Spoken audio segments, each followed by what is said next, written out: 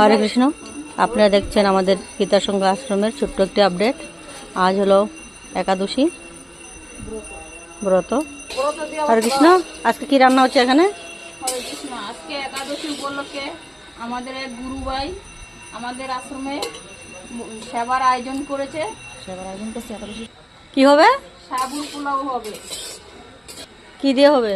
সাবুর পোলাওর মধ্যে যাবে এই যে বাদাম হচ্ছে, বাদাম ভাজা হচ্ছে, তারপরে যাবে আলু, তারপরে হবে ধনেপাতা, কাঁচা লঙ্কা, আর যাবে আদা। হরে কৃষ্ণ বন্ধুরা, আপনারা যদি এই চ্যানেলটা দেখে থাকেন তাহলে একটা লাইক শেয়ার করে দেবেন।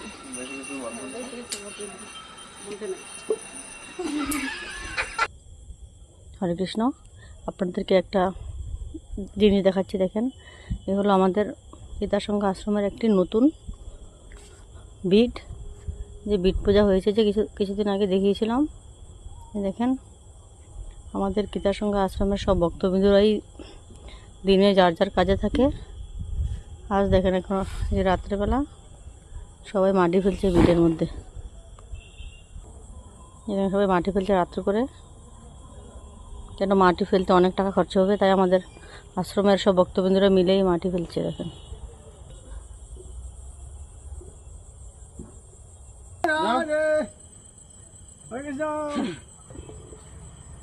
দেখেন, দেখেন দিনের বেলা সবাই সবার কাছে ব্যস্ত, তাই এখন রাত্রে দেখেন কি রাত্রে অন্ধকার, সবাই রাত্রের অন্ধকারে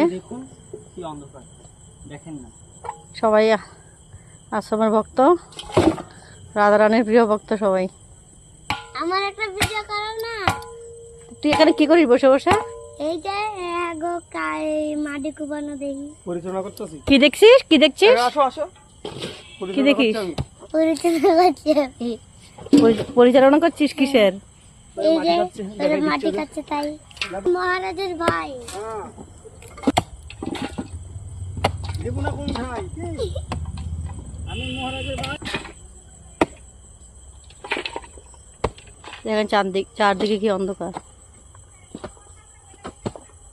কৃষ্ণ, গোসাইয়ের বাড়ির উনান তৈরি হচ্ছে, পয়লা বৈশাখের পাক হবে, তাই তা রাত্রবেলা কেন করছো? রাত্রেবেলা, দিনের বেলা আমাদের অন্য কাজ আছে তো, তাই রাত্রেবেলা এসেছি। দিনের বেলা আসার টাইম হয় না। দেখা যাচ্ছে না, এই দেখো। হরে কৃষ্ণ। কি আজকে মহারাজের শরীরটা কি ভালো না? মনটা এত খারাপ কেন? মনটা খারাপ কেন? হ্যাঁ, আজকে একাদশী, তার জন্য। একাদশী তাই মন খারাপ কেন? কিছু খাসনি? খেয়েছি। কি খেয়েছিস? হ্যাঁ, ফল টল খেয়েছি। মন্দির এখন